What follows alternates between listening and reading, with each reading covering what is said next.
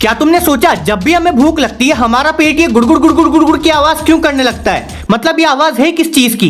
देखो, हमारे शरीर में चीजें नॉर्मल तरीके से इधर से उधर नहीं जाती। ऐसे कॉन्ट्रैक्शन होके यानी दबाव वाले मूवमेंट होके चीजें इधर से उधर जाती हैं। अब ये आवाज हमारे पेट और इंटेस्टाइन की मूवमेंट यानी हिलने डुलने से आती है और ये आवाज 24 घंटे आती है। पर जब हमारे पेट में खाना होता है तो ये आवाज खाने की वजह से दब जाती है और हमें सुनाई नहीं देती। पर जब पेट खाली होता है तो पेट में हवा और पानी के अलावा कुछ नहीं होता। तो जब पेट और इंटेस्टाइन अपना बचा कुचा माल निकाल रहे होते हैं तभी ये मूवमेंट की आवाज आती है। पर अभी हमारा पेट खाली है तो ये आवाज हमें बहुत जोर से सुनाई देती है। और भाई कभी कभी तो ये आवाज इतनी तेज होती है कि पता ही नहीं चलता आवाज पेट से आई या